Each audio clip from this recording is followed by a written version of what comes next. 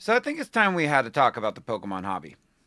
So, if you guys are anywhere near online these days, the Pokemon hobby has, let's long story short, been pretty toxic in all realms, in all avenues. Not just with the scalpers, but with collectors, just between collectors. I think right now we're in a space where collectors are just so toxic towards content creators, other collectors. I'm gonna pop up this comment saying I was what was wrong with the hobby. You know what this comment was on? A short where I pulled a penny SIR and I called it the best artwork from Scarlet and Violet. Innocent video, open a $5 pack, and I'm the problem with the hobby. One of the things I firmly believe, and this is going to be the point of the video, is that the envy is the thief of joy. And right now, I feel like the hobby is being filled with envy. Some people are having success finding products, others are not. And those people who are not having success finding products are getting really, really pissed off at the people who are finding products, or the people who are saying be patient, or the people who are trying to just offer alternatives, right? I had people get pissed off at me personally because I said, hey, if English is too expensive, try to buy Japanese. It's a little bit more affordable, especially if it comes to the singles. Singles are very cheap on Japanese, especially Terrestrial Festival versus Prismatic Evolutions. And there were collectors who lost their minds that I made that recommendation, right? So, I'm going to talk about a few things today, and we're just going to kind of break down some of the drama I've noticed and just my personal takes on it. I don't think everybody's going to agree with me, and that's fine. You're more than welcome to have disagreements, and you're more than welcome to drop a comment letting me know if you agree or disagree with some of my takes. The first drama I want to talk about, and I'm not going to be too quick on this because there's a lot of videos on it, the Leonhart trade up challenge. I personally feel that this whole challenge video was a massively huge nothing burger. Personally, I don't think it was that big of a deal. And there was one thing that was brought to my attention that I was like, okay, maybe, just maybe, if we're talking about this one instance, then yes. There was a person that Leonhart traded. He goes by the username Chico's Back TV. And apparently, Chico's Back TV left a comment on Rock Sandy's video saying that he was the one who traded with Lee. And the agreement with the trade was that Lee would promote an event he had in the Dallas Fort Worth area. And Lee did not promote it. And if Lee actually made that agreement with Chico's Backs TV, I 100% think Lee needs to apologize or he needs to go ahead and promote that event if it hasn't happened yet.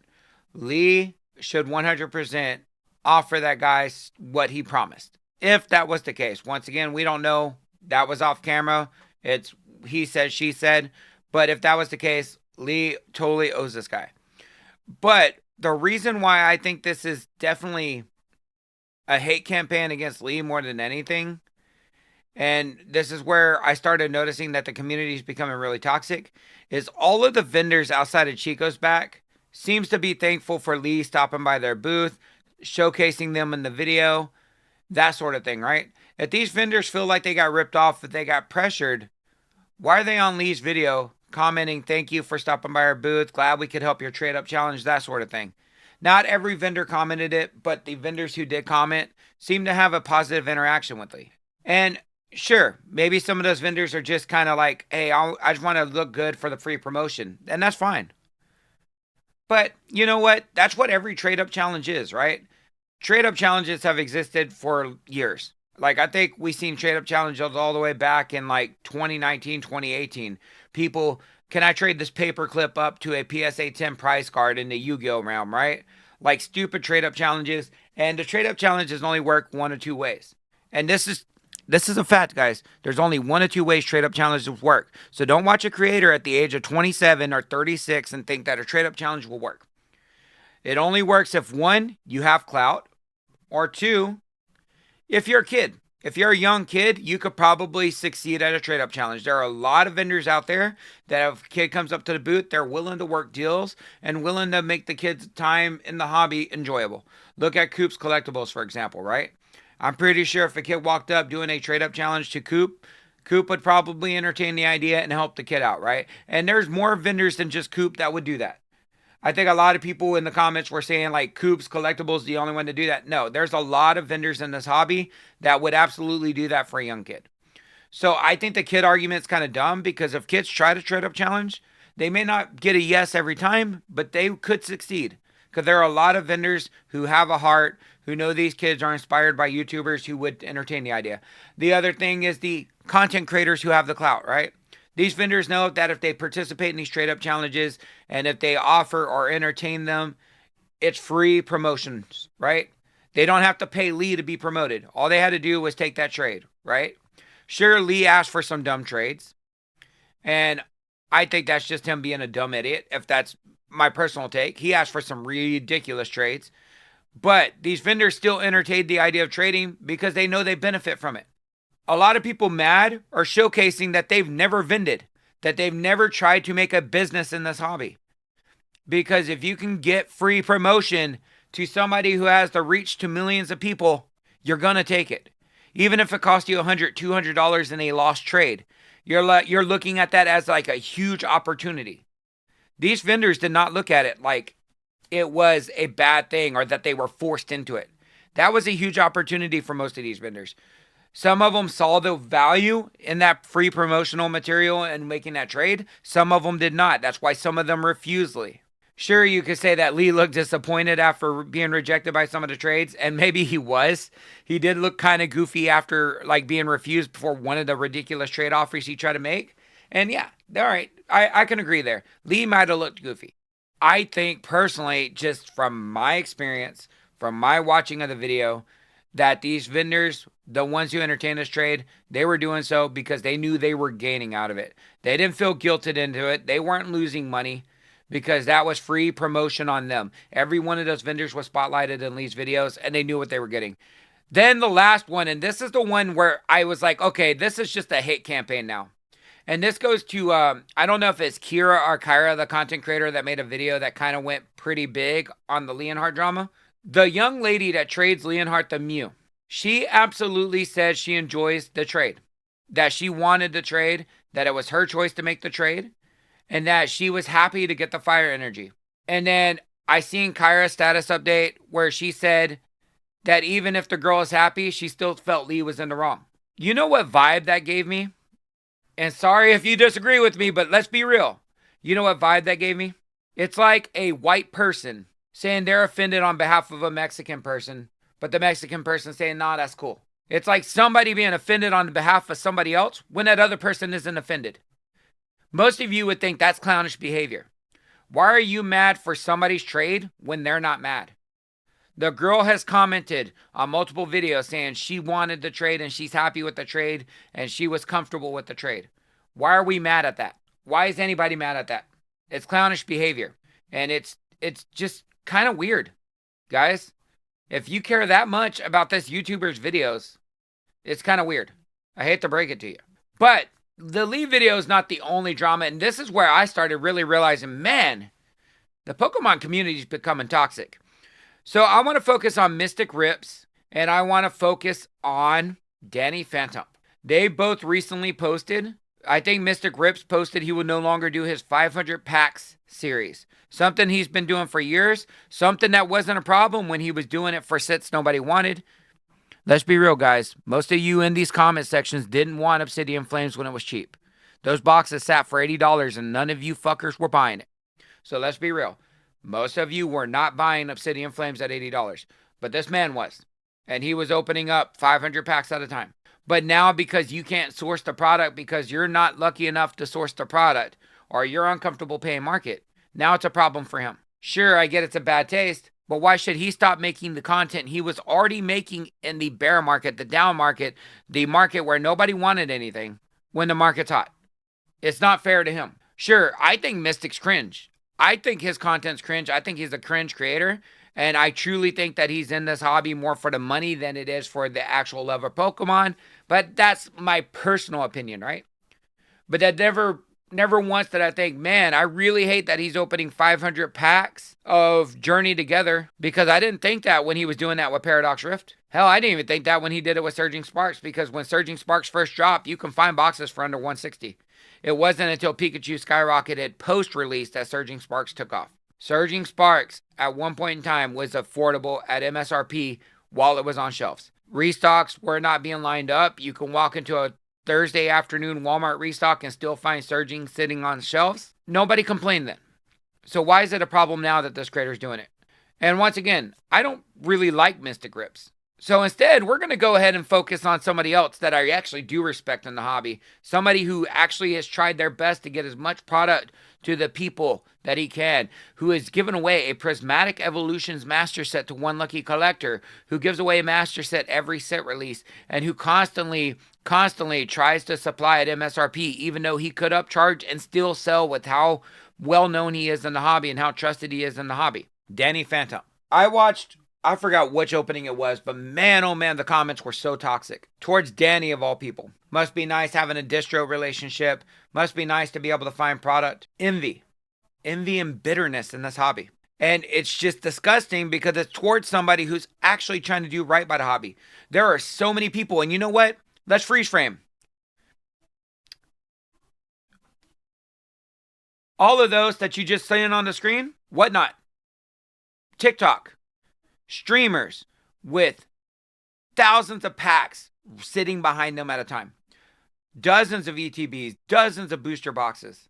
Selling them for huge markups and ripping them open and only sending the pulls. Keeping all the bulk for extra money. Keeping the codes for extra money. And people were sitting here thinking Danny is the problem. That Mystic is the problem. That Leonhart's the problem.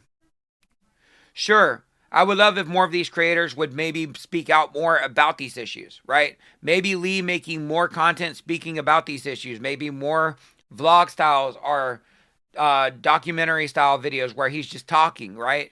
Maybe just talking to the camera, saying, hey, Pokemon needs to do this. I understand there's issues. Like sharing his thoughts. Maybe if other creators that were large did this constantly, it would help us in some way. Maybe Pokemon would be like, oh shit, all of our sponsored creators are now complaining. Maybe that'll help, right? At no point in time does it help us attacking creators who in a lot of ways are not really the problem with the hobby. Hell, I go on to the videos for like the people who are a little bit more problematic for the hobby, and their like to dislike ratio is like 99.9%. But then you go to Lee's video, and I'll post it up here on the screen. His dislike ratio on that trade up challenge is massive. But does that mean that Lee's video is problematic for the state of the hobby? Not really. Maybe people are just thinking it's ridiculous that this is even a thing, right? But I hate to break it to you, every content creator that's large has got advantages when they make these style of videos. The challenges and all that stuff. They get free cards. They get advantages. Do you think that Deep Pocket Monster should stop opening all these vintage packs for his shorts? The should I open it or should I keep it sealed videos? I don't see a lot of hate on those, and he's spending what, $200-300 a video opening up one pack, right? So when it comes to these creators, they got a level of privilege that we don't have, and that's just a reality, right?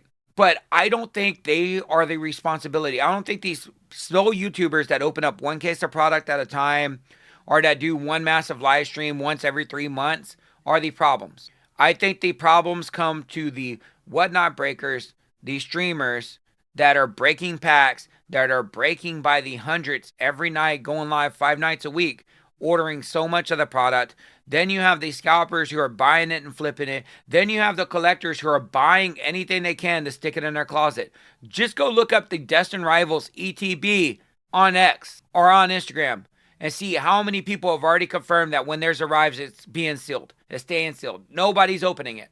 That promo is going to be a $400 promo because if I had to assume correctly, most people are keeping their ETB sealed. Is that not a problem either? The amount of people buying product just to keep it on their shelves? Or the amount of people who buy product to stick it in their closet? But Danny Phantump, who gets MSRP product to the people when most shops are not charging MSRP, is the problem because he opened up a case of booster boxes? That's why I think right now this hobby has become such a toxic space. Because we're having all of these creators, all of these people feeling guilty because they just want to open up Pokemon cards like everybody else, right? And just because they're a big creator doesn't mean they shouldn't be allowed to. Because if they went ahead and sold all their distro product at MSRP and then turned around and just went ahead and paid market for their boxes to open up some product to enjoy themselves, you guys would be bitching and complaining at them then for paying market, right? You don't want anybody paying market, but you also don't want these creators or these other accounts or these other people opening up product. So I'm going to ask you, if you're one of the people in the comments of these videos complaining every day, what the fuck do you want? What do you want these creators to do? Do you want them to just sit there and make miserable video after miserable video after miserable video, whining and complaining that product's unavailable? That's not fun. It's draining on a person to make those types of videos. You could tell that most people don't even make content because they don't understand the mental effect that a negative video style, a negative content piece has on the person's mental well-being. Those people don't always want to make negative videos. They want to make positive videos. But their positive videos might include ripping Pokemon packs, might include going and doing stupid challenges. And we have their comment sections filled with hate. One of the top comments in Danny's recent video, and I'll pop it up here on the screen, where he said he's not going to open up Destined Rivals. One of the top comments is destined to not be found on shelves or some shit like that. Just complaining for nothing. What is your complaining in a YouTube video for somebody who's actually doing their best for the community going to do? All you're doing is bringing down this person that's trying his best. And it's pathetic. And it's toxic. This hobby was a loving space when I came into it as a kid. This hobby remained a loving space for 20 plus years as I came in and out of it. When I came back into 2016 after my massive depressive episode, this hobby was a massive, massive acceptance to somebody who was just at the point of just giving up on everything, giving up on life in general.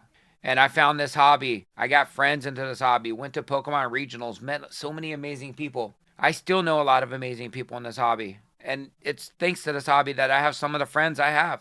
And right now, it feels like it's hard to even make a friend in this hobby because people are just so negative and so hateful and so envious of each other. God forbid you catch a restock and you buy more than 2 boxes and post it on Twitter or post on Instagram. God forbid you pull something out of your sealed collection to try to sell, to buy something else. And it's becoming this way with everybody in the hobby. I'll never be one to tell somebody they can't complain or they can't vent. Or I'll never be somebody to tell somebody you need to take a break if all you do is complain. But I will say that I think personally you need to go touch grass if you're sitting there attacking people on the internet because you're jealous or envious because they're able to source some kind of product, even just a small amount. These creators do not owe you shit. And these creators, they're doing their best.